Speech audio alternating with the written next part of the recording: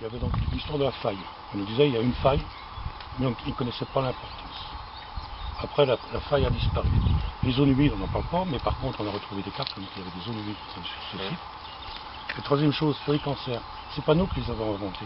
C'est dans l'enquête publique, en disant que ce qui sortait des décharges, il y avait des molécules qui pouvaient irriter les yeux et tout, cancérigènes, et ils mettaient en dessous, pour les gens de passage, pas de souci. Pas de risque. Donc aujourd'hui, quand on nous dit aujourd'hui que c'est nous qui alimentons le c'est quand même eux qui nous Puis on sait très bien, dans les villages en dessous, l'Enroux, il y a des cancers partout. Il n'y a pas de, dans ces trucs-là, il n'y a pas d'obligation d'aller voir quels ont été ce qui a été déposé dans la décharge.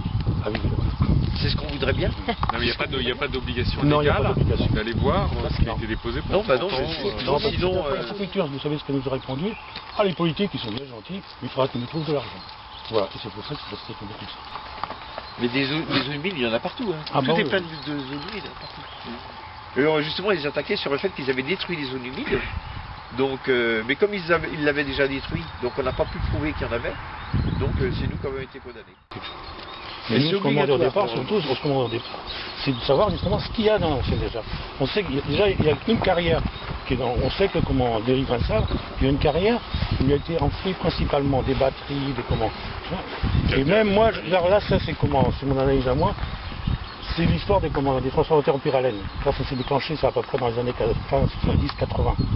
Où est-ce que tout ça a atterri? Est-ce que là aussi c'est toutes ces questions-là, mais ils ne veulent pas nous répondre, donc on a le doute.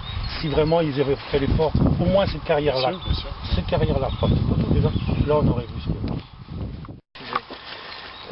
Je viens d'avoir un échange avec quelqu'un du CNIT ce matin, un ingénieur du CNIT, ça vous parle. Premier point, le TMB donc, semble se développer en France, mais avec beaucoup de difficultés. Et il pose un certain nombre de problèmes, notamment lorsqu'il est développé sur ordures ménagères. Sachant que ça génère un compost qui n'a aucun débouché, puisqu'il est source de pollution.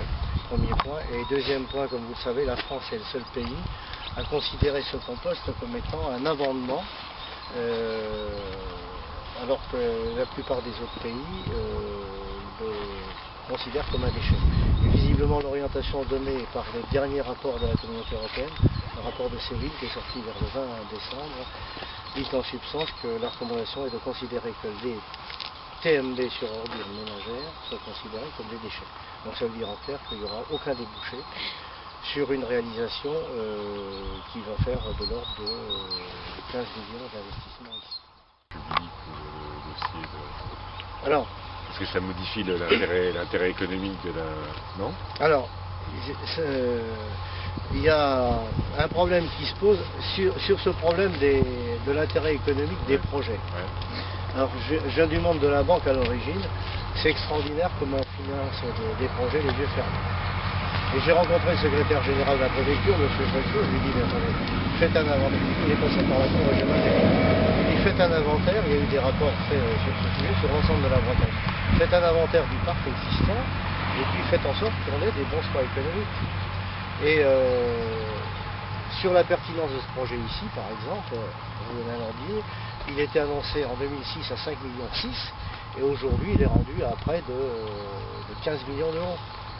Et qui plus est, tenez-vous bien, financé sur les appels de fonds faits auprès des personnes. Quant à la pertinence économique des débouchés, il n'y a aucune démonstration qui est faite dans le rapport émis par l'enquête publique. On est dans un truc qui est totalement fou. Je veux dire, en Grande-Bretagne ça existe, dans plein de pays ça existe, on arrive à savoir sur des populations réduites s'il y a un enjeu sanitaire. Et il n'y a qu'en France où, comme par hasard, parce qu'on a quand même des grands groupes qui sont quand même très proches de nos responsables politiques, on peut quand même se d'un seul coup on a des problèmes méthodologiques. C'est pour ça que les communes de Courtrai et Nivelles sont plutôt contre ce projet. On a pris en nous-mêmes la charge de faire une étude épidémiologique. Donc là on est en train de faire du recensement de population depuis 1976 jusqu'à 2008. Et l'idée c'est de faire sur le périmètre total des 3 communes du panier, et après de faire une restriction sur un rayon de 2-3 km. Et faire ressortir justement les cas. Donc on a un cabinet qui nous suit là-dessus. utilisé, alors dans un premier temps, on a utilisé cet argument. Donc sur le plan méthodologique, on est en train de reprendre les choses par un autre bout, mais on voit bien, c'est clair, on est à 50 km à l'ouest de Rennes, la préfecture est là-bas, et vous avez le même problème qu'à Bruxelles, vous avez ces administrations qui gèrent les dossiers et les gars qui ne vont pas sur le terrain, à l'exception de vous qui venez sur le terrain. Non, mais c'est ça le problème que vous avez. Tu n'as pas dit qu'il y a un intérêt politico-financier. En 2004, quand on a commencé l'enquête publique, la première enquête publique, on sait bien qu'il y a le principal prestataire de service du SMICTOM, qui était conseiller général du canton, etc. Donc il y avait tout intérêt à ce que ça reste. C'était exploitant. Si vous avez effectivement, de ce que je comprends, quelques dizaines de cas, ou quelques centaines, je ne sais pas bien, de cas de cancer avérés, j'imagine. Oui. J'ai sa conviction, oui. Pourquoi vous n'allez pas à la préfecture, avec l'ensemble des médias, avec tous les personnes atteintes de cancer, et puis de dire voilà, nous on veut des réponses, tac, et on ne bouge pas tant que. Vous savez, je dis ça un peu quand on était sur le cas du Clémenceau. J'ai ramené tous les mecs qui avaient travaillé sur le Clémenceau, victimes de l'amiante, à l'Élysée. Je peux vous dire que ça les perturbe, parce que ça, ils ne peuvent pas répondre, ils nous emmerdent, c'est des emplois, c'est de l'activité, c'est des trucs, parce que ça, la santé, ça touche tout le monde. Il faut mobiliser toutes les forces politiques, la question, on s'en fout, on n'est pas là pour récupérer l'affaire. Je veux dire, si vous avez des élus, quelle que soit la couleur politique, ils disent on est prêt à être avec vous, ça sera d'autant plus fort. Et si à un moment vous voulez faire quelque chose autour de la préfecture, ou un truc d'information, où on fait venir des gens, tout ça, franchement, on est avec vous, quoi, parce que c'est vrai que la façon dont tout ça se gère aujourd'hui, c'est vraiment devenu insupportable, quoi.